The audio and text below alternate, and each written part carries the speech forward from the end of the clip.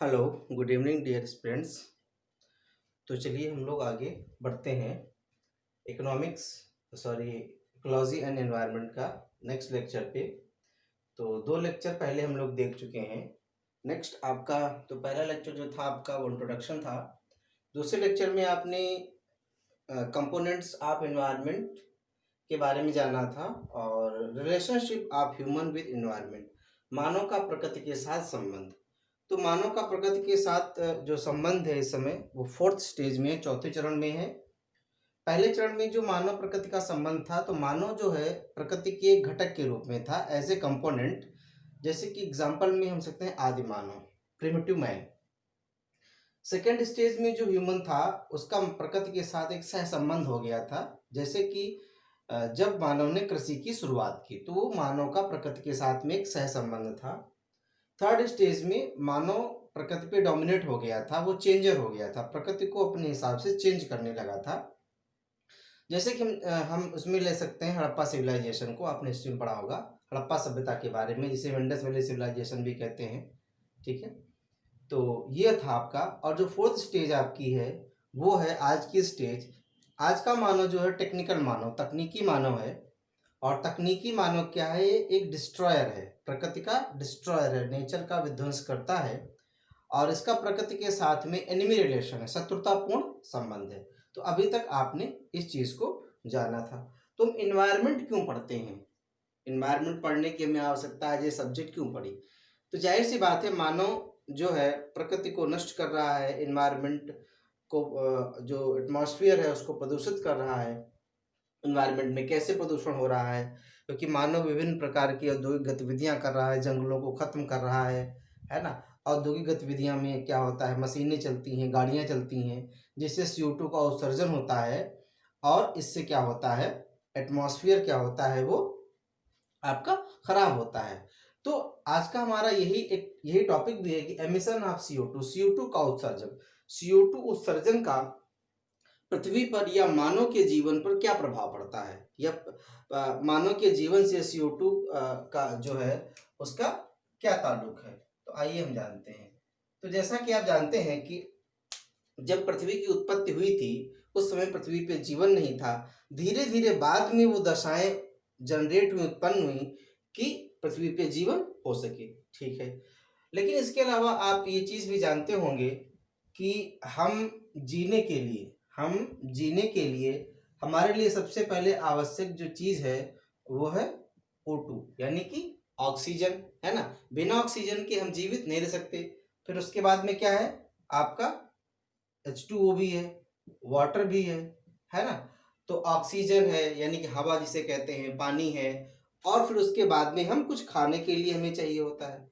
तो ऑक्सीजन ये हमें कहाँ से मिलती है, ऑक्सीजन हमें ये कहाँ से मिलती है?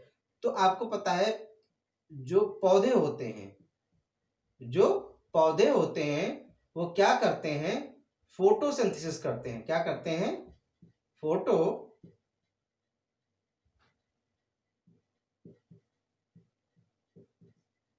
सिंथेसिस, यानी कि प्रकाश संश्लेषण। क्या करते हैं? प्रकाश संश्लेषण की क्रिया करके क्या बनाते हैं, C2H12O6 और प्लस O2, है ना। तो यानी कि ग्लूकोज, ये क्या हो गया आपका, ग्लूकोज हो गया। तो अब देखिए, और प्लस क्या बनाते हैं आपका O2, यानी कि ऑक्सीजन। ये चीज अब आप समझ होंगे। यानी हमें जीने के लिए जो ऑक्सीजन चाहिए होती है वो कहाँ से मिलती है हमें, वो पौधे प्रकाश संश्लेषण की क्रिया जब करते हैं, इसे फोटोसिंथेसिस कहते हैं, उसके द्वारा रिलीज होती है। तो उसमें वो क्या बनाते हैं, ग्लूकोज बनाते हैं और ऑक्सीजन रिलीज करते हैं। इस रिलीज हुई ऑक्सीजन को हम सांस के रूप में लेते हैं। तो अब देखिए, हमें चाहिए O2, और O2 मिल कैसे रही है, प्रकाश संश्लेषण से। प्रकाश संश्लेषण के लिए क्या चाहिए होता है, कार्बन डाइऑक्साइड चाहिए होती है ना। और पौधे करते हैं फोटोसिंथेसिस। तो पौधे CO2 को ग्रहण करते हैं एटमॉस्फेयर से। H2O जल को लेते हैं वो जमीन से, यानी कि जड़ों द्वारा खींचते हैं। और फिर सूर्य की उपस्थिति में, सूर्य के प्रकाश की उपस्थिति में जो हरे पौधे होते हैं, ग्रीन प्लांट्स होते हैं, जिनमें क्लोरोफिल पाया जाता है, वो प्रकाश संश्लेषण करते हैं। तो ये कह सकते हैं कि इस क्रिया के द्वारा हमें ऑक्सीजन की प्राप्ति होती है। अगर ये क्रिया नहीं होगी तो ऑक्सीजन भी नहीं होगी। तो अब आप देखिएगा, इस क्रिया के लिए हमें CO2 चाहिए होती है। तो इसका मतलब क्या है, अगर CO2 नहीं होगा तो O2 भी नहीं होगी, और O2 नहीं होगा तो पृथ्वी पे जीवन नहीं होगा, यानी कि लाइफ नहीं होगी, है ना। जीवन जीवन के लिए हमें क्या चाहिए, O2, है ना, और नॉट पॉसिबल विदाउट CO2। इसका मतलब CO2 जीवन के लिए जरूरी है। क्यों, CO2 से ही तो O2 बनेगा एटलीस्ट लास्ट में। इसका मतलब जैसे हम, जब भी आप क्वेश्चन पूछा जाता होगा कि ग्रीन हाउस गैस कौन सी है, CO2 है। हमारे एटमॉस्फेयर को जैसे हम कहते हैं कि जो आपका ग्लोबल वार्मिंग हो रही है, ग्लोबल वैश्विक तापन हो रहा है, तो उसमें प्रमुख कारक CO2 है। यानी कि CO2 जो है वो आपका जो भूमंडल है उसका तापमान को बढ़ा रहा है, नुकसान कर रहा है। लेकिन आप यहाँ पे देख रहे हैं कि CO2 तो हमें जीवन भी दे रहा है। हाँ, तो यहाँ पे ये कैसे होगा कि जो CO2 जीवन दे रहा है, यानी कि जिसके बिना फोटोसिंथेसिस पॉसिबल नहीं है, उसी से पौधे भी अपना भोजन बनाते हैं, फिर वही भोजन को हम लोग ग्रहण करते हैं, उसी ऑक्सीजन को लेकर के हम जीवित रहते हैं। तो फिर क्या, तो CO2 का हमारी लाइफ पे इफेक्ट क्या है, ये हानिकारक है कि लाभदायक है, ये हानिकारक है कि लाभदायक है। तो इसमें ये होगा कि एक लिमिट, अगर CO2 पृथ्वी पे ना हो, पहली बात तो ये फिर नहीं होगा। तो अब आपको पता चल गया है कि CO2 क्या करती है, पृथ्वी को गर्म बनाए रखती है। देखिए CO2 ऐसे काम करती है, जैसे जब हमें ठंड लगती है, मान लीजिए कभी फीवर आ जाता है तो ठंड का एहसास होता है, या फिर जो सर्दियों का मौसम होता है तो हमें ठंड लगती है, तो उस समय हम क्या करते हैं, कंबल या चादर ओढ़ लेते हैं। तो कंबल या चादर जब हम ओढ़ लेते हैं तो उसके बाद में हमें ठंड नहीं लगती है। तो ऐसा होता क्यों है कि कंबल या चादर ओढ़ने के बाद में हमें ठंड नहीं लगती है? इसका दो कारण होते हैं कि मान लीजिए कि अभी ठंड का मौसम है, तो इसका मतलब जो एटमॉस्फेयर है, जो वातावरण है, उसकी उसमें क्या होगा, उसका टेम्परेचर लो होगा, ठंड होगी। इसका मतलब जो एटमॉस्फेयर में ठंड है वो हमारे पास में आएगी, यानी जो भी टेम्परेचर होता है एटमॉस्फेयर का वो हमें इफेक्ट करता है। तो अगर ठंड होती है तो हमें ठंड लगती है, गर्मी होती है तो हमें गर्मी लगती है। तो जो एटमॉस्फेयर का टेम्परेचर है वो हमें ठंडा महसूस कराएगा। तो जब हम चादर ओढ़ लेंगे तो क्या होगा ना, वो एक दीवार हो जाएगा बीच में, यानी कि जो बाहर ठंड होगी वो उसको हमारे बॉडी पे नहीं आने देगा। दूसरा क्या होता है, हमारा एक बॉडी टेम्परेचर भी तो होता है, हमारे बॉडी से भी क्या होता है, मतलब बाहर की तरफ जाता है। तो जब हम चादर ओढ़ लेंगे, जब हम कंबल ओढ़ लेंगे, तो हमारा जो बॉडी टेम्परेचर है, जो बॉडी हमारे बॉडी से जो भी हीट निकलेगी वो क्या होगी, वो कैप्चर हो जाएगी उसी कंबल के अंदर, है ना। तो एक लेयर बना देगी। तो जो CO2 है वो पृथ्वी के लिए एक चादर का काम करती है। यानी कि जैसे कोई व्यक्ति चादर ओढ़ लेता है, वैसे ही CO2 पृथ्वी के चारों ओर। तो अगर CO2 ना हो तो तो जब पहले जब हिमयुग था, है ना, हिमयुग था, तो क्या था, CO2 नहीं होगी या कम रही होगी, बहुत बहुत ही कम मात्रा में रही होगी। तो अगर CO2 हट जाए तो पृथ्वी एकदम ठंडी हो जाएगी, पृथ्वी पे जीवन नष्ट हो जाएगा। तो CO2 के कारण पृथ्वी गर्म है, और उतनी गर्म हुई कि इस पे लाइफ जीवन संभव हुआ। अतः CO2 का एक मात्रा में होना, तक एक लिमिट में होना जरूरी है। तो अब जब CO2 की मात्रा औद्योगिक गतिविधियों के कारण लगातार और गाड़ियों के चलने के कारण बढ़ने लगी, तो फिर क्या हुआ, जब CO2 की मात्रा बढ़ने लगी तो क्या हुआ कि अब CO2 क्या करती है, पृथ्वी पे जो उत्सर्जन होता है उसको रोक लेती है। तो जब अधिक मात्रा में हो गई तो फिर पृथ्वी को ये गर्म करती है। तो आइए ऊपर से देखते हैं। After 1800 AD the percentage of CO2 increased more rapidly in atmosphere, and this increase is continuing due to the combustion of fossil fuel like coal and petroleum oil। यानी कि मतलब क्या हो गया कि सन 1800 के बाद वायुमंडल में CO2 का उत्सर्जन तेजी से बढ़ा। सन 1800 के बाद वायुमंडल में CO2 का उत्सर्जन तेजी से बढ़ा, और ये लगातार अभी भी बढ़ रहा है। क्यों बढ़ रहा है, कंबस्शन ऑफ फॉसिल फ्यूल, यानी कि जो जैविक ईंधन है, जैसे कि कोयला और पेट्रोलियम, उसके जलने के कारण, जब कोयला और पेट्रोलियम जलता है तो क्या होता है, CO2 का उत्सर्जन होता है। तो CO2 का उत्सर्जन 1800 के बाद बहुत तेजी से बढ़ा और अभी भी ये लगातार बढ़ रहा है। तो उसका पृथ्वी पे क्या प्रभाव पड़ा, एक्सेसिव, क्या लिखा है, एक्सेसिव CO2 प्रिवेंट, हाँ, excessive CO2 prevents earth radiation and raises earth temperature. जो एक्सेसिव यानी जो अधिकता है किसकी, CO2 की, ये रोकती है अर्थ के रेडिएशन, पृथ्वी के विकिरण को। यानी कि जो CO2 की अधिकता है ये पृथ्वी के विकिरण को रोक लेती है, पृथ्वी से जो विकिरण बाहर निकलता है उसको रोक लेती है। मैं आपको डायग्राम बना के दिखाऊंगा। जो CO2 की अधिकता है ये क्या करती है कि जो पृथ्वी से रेडिएशन निकलता है उसको रोक लेती है और पृथ्वी के तापमान को बढ़ा देती है। CO2 behaves like a semi permeable membrane. CO2 जो है एक अर्धपारगम्य झिल्ली की तरह व्यवहार करती है। अर्धपारगम्य झिल्ली क्या होती है ना, कि मतलब वो सारी चीजों को बाहर नहीं जाने देती है, उसको रोक लेती है। तो सेमी परमिएबल मेम्ब्रेन यानी कुछ को बाहर निकलने देती है कुछ मात्रा तक, और कुछ मात्रा तक रोक लेती है। ठीक है, तो सन 1800 के बाद एटमॉस्फेयर में CO2 का उत्सर्जन तेजी से बढ़ा, जो कि अभी भी लगातार जारी है। क्यों जारी है, क्योंकि जो जैविक ईंधन है जैसे कोयला और पेट्रोलियम को जलाने के कारण इसका प्रभाव क्या पड़ा पृथ्वी पे। तो CO2 की अधिकता के कारण, यानी कि जो पृथ्वी से जो विकिरण निकलता था उसको रोक लिया गया, किसके द्वारा, CO2 के द्वारा। और इस तरीके से पृथ्वी का टेम्परेचर बढ़ा। क्यों, क्योंकि CO2 एक सेमी परमिएबल मेम्ब्रेन की तरह बिहेव करती है। तो चलिए इसको एक डायग्राम से हम समझ लेते हैं कि कैसे हुआ।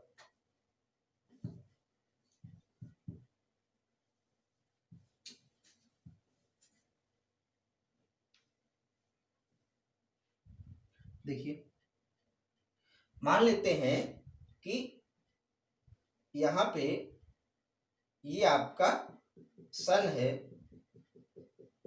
ठीक है, यहाँ पे ये आपका क्या है, सन है, यानी कि जिसे हम सूर्य कहेंगे, सूर्य है। और यहाँ पे ये आपकी पृथ्वी है, क्या है, पृथ्वी है। ठीक है, ये क्या है, आपकी पृथ्वी है। तो ये आपका सूर्य है और ये यहाँ पे आपका पृथ्वी है।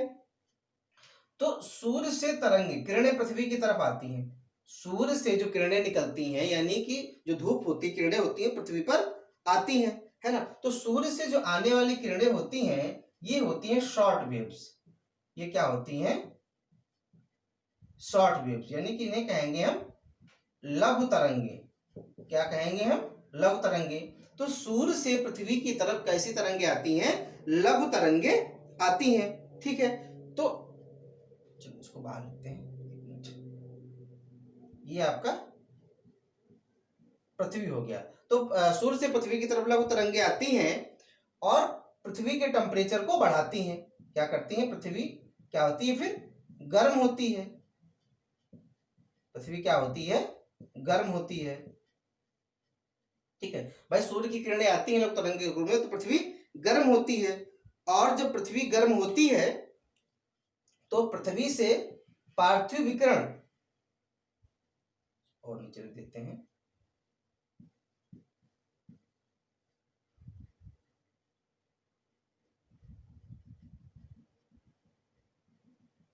पृथ्वी से क्या होता है कि पार्थिव विकिरण के रूप में निकलती हैं।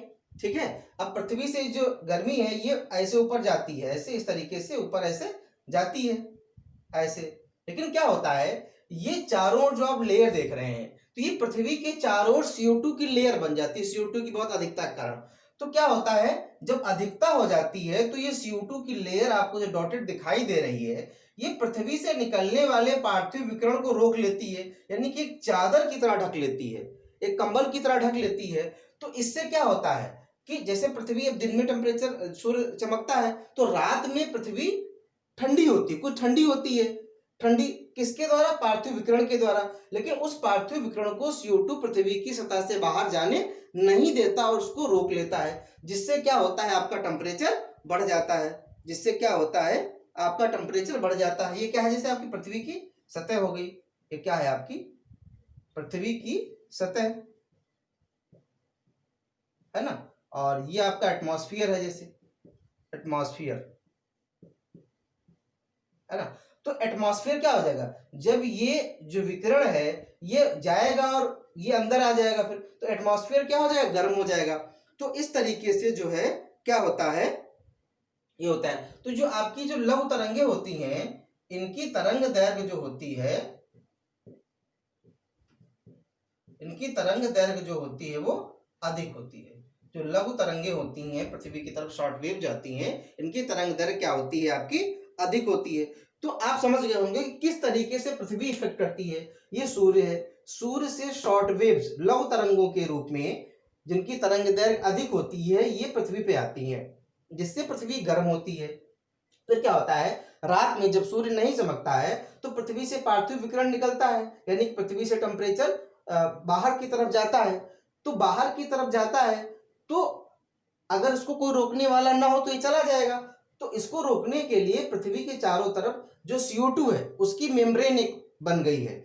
तो ये मेम्ब्रेन होना भी जरूरी है, क्योंकि अगर यहाँ पे CO2 बिल्कुल नहीं होगी तो पृथ्वी का टेम्परेचर रात में एकदम गिर जाएगा और दिन में बढ़ जाएगा। तो अगर टेम्परेचर एकदम से बढ़ जाएगा या एकदम से गिर जाएगा और एक एक्सट्रीम कंडीशन तक गिर जाएगा तो पृथ्वी का जीवन समाप्त हो जाएगा। इसलिए कुछ मात्रा में CO2 होना जरूरी है। लेकिन जब CO2 की अधिकता है, अधिक से अधिक उत्सर्जन CO2 का हो रहा है, तो ये अधिकता CO2 की जो पृथ्वी से पार्थिव विकिरण निकल रहा है उसको ज्यादा मात्रा में, यानी एटमॉस्फेयर बहुत ही कम मात्रा में टेम्परेचर बाहर जा पाता है और वो इसी के अंदर रह जाता है। तो पृथ्वी क्या होती है, हॉट हो जाती है, गर्म हो जाती है, पृथ्वी की सतह गर्म हो जाती है, एटमॉस्फेयर गर्म हो जाता है। और इसे तो ये तो हम पढ़ते हैं कि जो है आपका जो ग्लोबल वार्मिंग के रूप में, तो CO2 का उत्सर्जन मानव जीवन पे क्या प्रभाव डाल रहा है। तो CO2 हानिकारक नहीं है, CO2 एक सीमा से अधिक मात्रा में होना हानिकारक है। तो अगर आपसे पूछा जाए भाई CO2, तो आपने भी सुना कि CO2 जो है ना, ये CO2 के कारण लाइफ भी है, लेकिन एक सीमित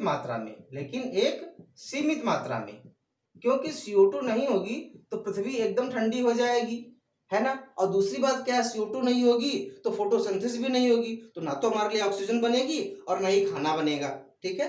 तो ये चीज आप, मुझे लगता है कि आप समझ गए होंगे। CO2 क्या है, लाभदायक भी है लेकिन एक सीमित मात्रा में, उससे अधिक मात्रा में हानिकारक है। तो CO2 अब आपने समझ लिया होगा, इसका जो हमारा पॉजिटिव पक्ष है, इसका जो हमारा नेगेटिव पक्ष है। तो ठीक है, आप इसको समझ गए होंगे। तो इसको आपको अपने नोट्स में बनाना है। और जैसा कि अब आप लोगों को इकोनॉमी के साथ साथ आपको यहाँ पे एनवायरनमेंट भी, इकोलॉजी एनवायरनमेंट भी हमारे द्वारा दिया जा रहा है। आपका जो अन्य सब्जेक्ट हैं ये आपको यहाँ पे मिलेंगे, word study with Praphul, PRAPHUL। तो प्रफुल्ल सर के द्वारा यहाँ पे जो है इंडियन पॉलिटी और ज्योग्राफी आपको यहाँ पे उसके लेक्चर्स प्रोवाइड किए जाएंगे, ठीक है। तो आपको यहाँ पे जाना है ज्योग्राफी और पॉलिटी के लिए, और यहाँ पे हमारे साथ में आपको जो है इकोलॉजी एंड एनवायरनमेंट और आपके इकोनॉमिक्स के जो है लेक्चर्स आपको मिलेंगे। तो ठीक है, इसको पढ़िए। तो अगले वीडियो में फिर मिलेंगे, तब तक के लिए गुड नाइट, बाय बाय।